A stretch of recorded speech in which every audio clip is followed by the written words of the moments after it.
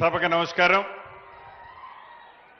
ఈరోజు ఇంత మంచి కార్యక్రమానికి ముఖ్య అతిథిగా విచ్చేసిన మన అందరి అభిమాని నాయకులు, గౌరవ ఈ రాష్ట్ర ముఖ్యమంత్రి వర్యులు పెద్దలు రేవంత్ రెడ్డి గారికి, సభాధ్యక్షులు, మిత్రులు, స్థానిక శాసనసభ్యులు, మీ అందరి అభిమాన నాయకులు ఆదినారాయణ గారికి, భద్రాచలం శాసనసభ్యులు తల్లం వెంకట్రావు గారికి, పినపాక శాసనసభ్యులు పాయం వెంకటేశ్వరరావు గారికి, ఇల్లెందు శాసనసభ్యులు కోరం కనకయ్య గారికి, కొత్తగూడెం శాసనసభ్యులు మిత్రులు కోనమనేని సాంబశివరావు గారికి, సత్తుపల్లి శాసనసభ్యురాలు సోదరిమణి మట్టా రాగమయ్య దయానంద్ గారికి, అదే రకంగా వైరా శాసనసభ్యులు మిత్రులు రామదాస్ నాయక్ గారికి, గౌరవ స్థానిక పార్లమెంటు సభ్యులు పెద్దలు రామ్సాన్ రఘురామరెడ్డి గారికి,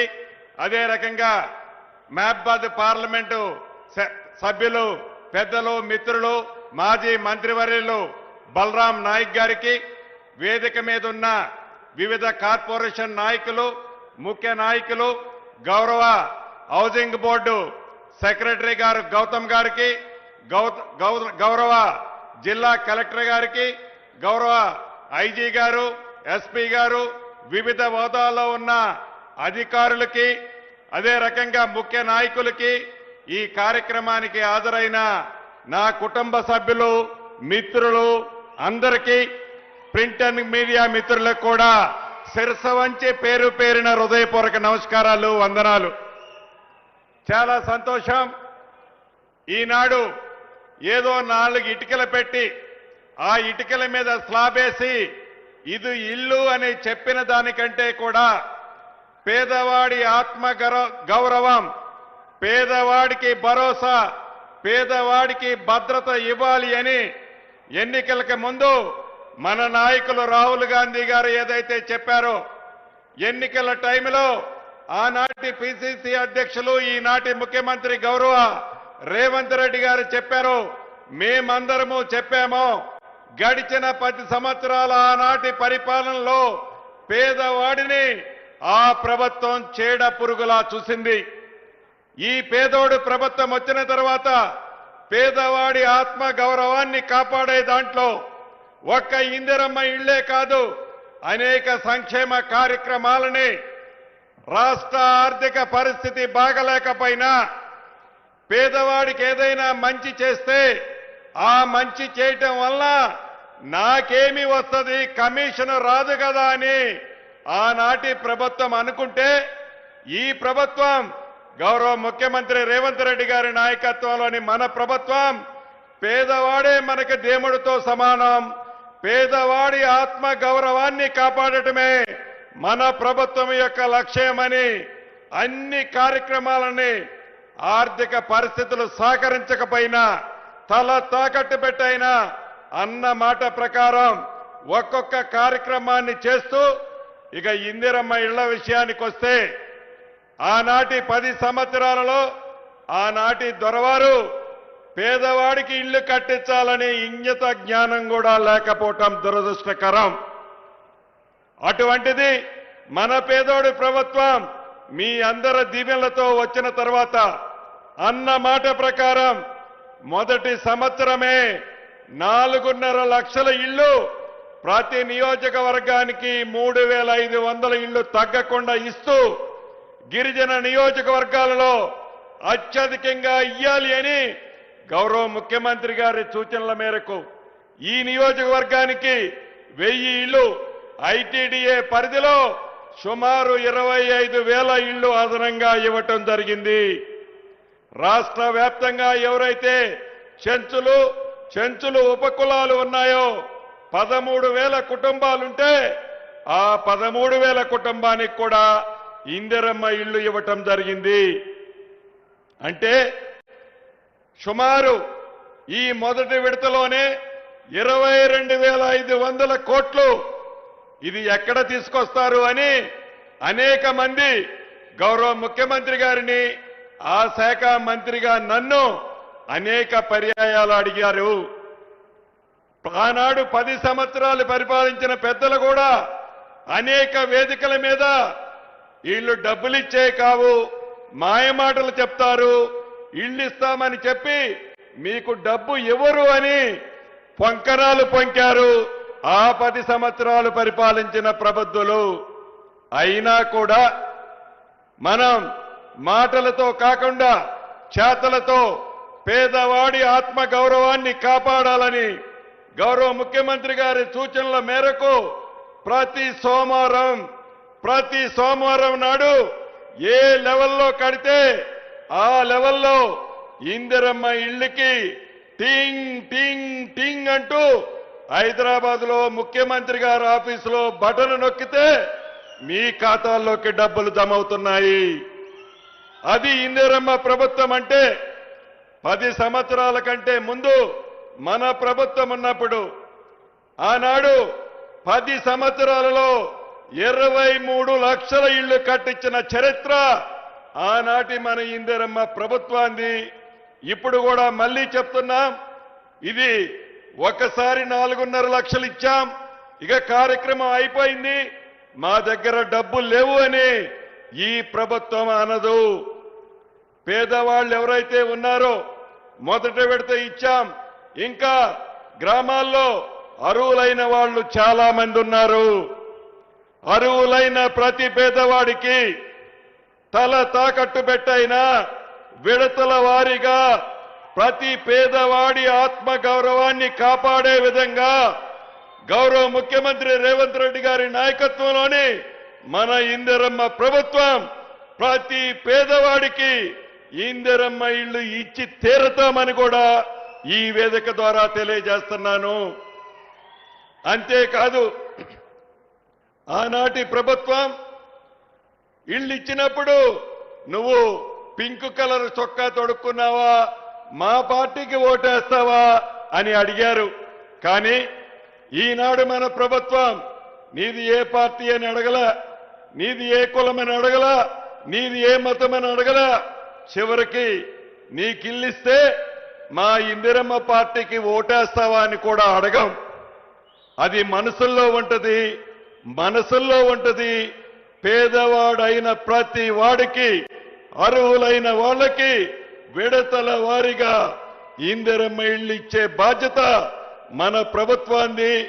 మరొక్కసారి ఈ ఇందిరమ్మ ఇళ్ళ కార్యక్రమానికి ఆనాడు శంకుస్థాపన రూపంలో వచ్చింది. ఇదే భద్రాద్రిలో గౌరవ ముఖ్యమంత్రి రేవంత్ రెడ్డి గారు వచ్చారు. ఇదే భద్రాద్రి జిల్లాలో ఈనాడు గోప్రేషానికి కూడా వచ్చారు. మీ అందరి పక్షాన గౌరవ ముఖ్యమంత్రి గారికి మీ చప్పట్ల ద్వారా అభినందనలు, కృతజ్ఞతలు తెలియజేస్తున్నాను.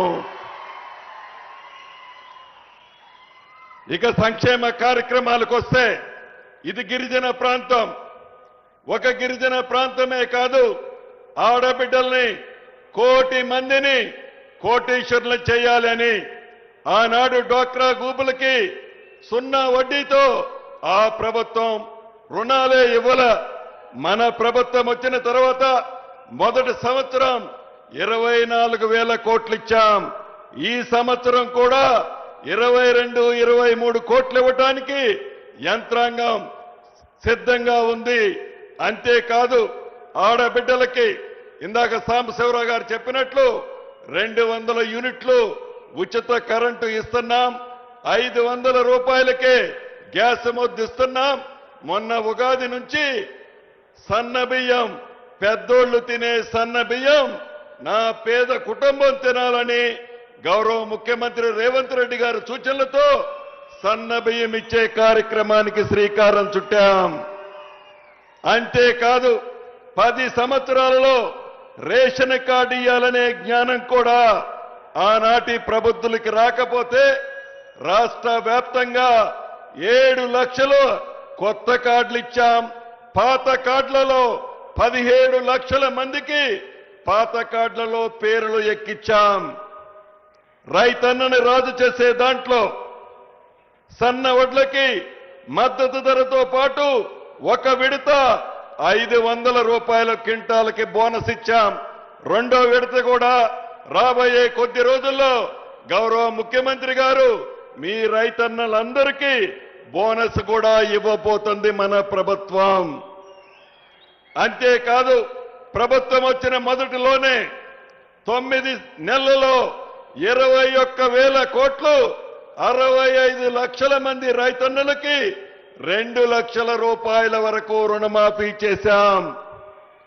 9 రోజుల క్రితం అంటే 1 నెల క్రితం 9 రోజుల్లో ఎకరానికి రైతు భరోసా ద్వారా 12,000 ఇచ్చే కార్యక్రమంలో మొదటి విడత 9 రోజుల్లో 9,000 కోట్లు మీ ఖాతాల్లో మీ ఫోన్లు టింగ్ టింగ్ టింగ్ టింగ్ అంటూ మీ ఖాతాల్లో జమ చేసిన ప్రభుత్వం మన రేవంత్ అన్న ప్రభుత్వం. ఇన్ని మంచి కార్యక్రమాలు చేశామంటే దానికి కారణం వేదిక మీదున్న మేము కాదు, మీ అందరి దీవెనలు, మీ అందరి ఆశీస్సులు, మీ అందరి నమ్మకాలు, మీ ఆత్మగౌరవాన్ని ఈ ప్రభుత్వం కాపాడుద్దనే నమ్మకాలు.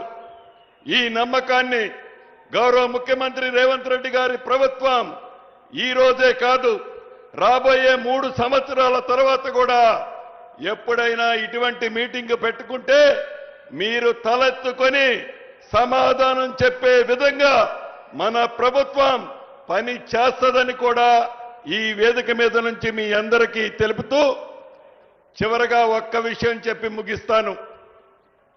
ఆనాటి ప్రబుద్ధుడు మాజీ ముఖ్యమంత్రి కల్వకుంట్ల చంద్రశేఖరరావు గారు వాసాల మర్రి అని ఒక విలేజ్ని దత్తత తీసుకున్నాడు నల్లగొండ జిల్లాలో. అది ఎక్కడ ఉంటుందంటే ఆయన ఫామ్ హౌస్కి పక్కనే ఉంటుంది. ఫామ్ హౌస్కి వచ్చేటప్పుడు పోయేటప్పుడు రోడ్డు ఇరుగ్గా ఉందని ఆ రోడ్లు వెడల్పు చేయడానికి మీ ఊరు దత్తత తీసుకుంటున్నానని చెప్పాడు. అంతవరకు బాగానే ఉంది. ఆ ఊళ్ళో అందరినీ పిలిచి ఒకరోజు బువ్వ పెట్టాడు. ఆయన కూడా బువ్వకు తినే దాంట్లో కూర్చున్నాడు. కూర్చునేటప్పుడు ఆ ఊర్లో ఒక 90 సంవత్సరాల అవ్వ అనే ఒక పెద్దమ్మ ఉంది. ఆ పెద్దమ్మను కూడా పక్కన కూర్చోబెట్టుకున్నాడు. అవ్వ నీకేం కావాలా అంది. నువ్వు ఏమి ఇవ్వగలుగుతావయ్యా అన్నాడు. నువ్వు ఏది అడిగితే అది ఇస్తాను పోయా అంది అన్నాడు అతను. ఇల్లు కావాలయ్యా, మీరు రోడ్డు వైడన్ చేసేటప్పుడు నాకు ఇల్లు పోయిందని చెప్పింది. కానీ ఇల్లు ఇస్తానని చెప్పి ఆవకే కాదు ఆ ఊళ్ళో ఒక్క ఇల్లు కూడా ఇలా ముఖ్యమంత్రిగా దత్తత తీసుకున్న గ్రామం. గౌరవ ముఖ్యమంత్రి గారు ఆ పక్కనే ఒక బహిరంగ సభ పెట్టినప్పుడు అక్కడ కొంతమంది వచ్చి అడిగారు, అయ్యా ఆనాటి ముఖ్యమంత్రి దత్తత తీసుకొని మాకు ఇల్లు ఇస్తానన్నాడు, రోడ్లు వేస్తానన్నాడు, ఒక్క రూపాయి కానీ ఒక్క ఇల్లు కానీ ఇయ్యలేదయ్యా, నువ్వు కూడా అంతే చేస్తావా అని ముఖ్యమంత్రి గారిని ఒక పెద్దయ్య వచ్చి అడిగాడు. ముఖ్యమంత్రి గారు నవ్వుతూ నేనే పక్కనున్న బుధం తట్టి ఈ 2-3 రోజుల్లో ఈ మంత్రి గారు వస్తాడు, మీ అందరికీ ఆ ముఖ్యమంత్రి ఏదైతే మాటలు ఇచ్చి వదిలేశాడో ఈ ముఖ్యమంత్రి ప్రతినిధిగా మా మంత్రి గారు వస్తాడు, మీ అన్ని కోరికలు నెరవేరుస్తాడని చెప్పాడు. 3వ రోజు ఆ గ్రామానికి గౌరవ ముఖ్యమంత్రి రేవంత్ రెడ్డి గారి సూచనల మేరకు గ్రామానికి వెళ్ళి 119 ఇళ్లు కావాలంటే శాంక్షన్ చేసి అవ్వ ఇల్లు ఇంకొక 15 రోజుల్లో పూర్తి చేయబోతున్నాం. అది ఇందిరమ్మ ప్రభుత్వం అంటే, మాటిస్తే మడమ తిప్పని ప్రభుత్వం అంటే మన రేవంత్ అన్న ప్రభుత్వం. చివరికి ఆయన సొంతూరు ఏ ఊరండి అది? ఆయన సొంతూరు చింతమడక అనే ఒక ఊరు ఉంటుంది. ఆయన పుట్టి పెరిగిన ఊరు చింతమడక కూడా ఇందాక దత్తత తీసుకున్న గ్రామానికి ఏ మాటలైతే సొల్లు పురాణం చెప్పాడో అదే మాటలు చింతమడకలో కూడా చెప్పాడు. అక్కడ మొండిగోడలతో ఇల్లులు పొదుల సంఖ్యలో ఉన్నాయి.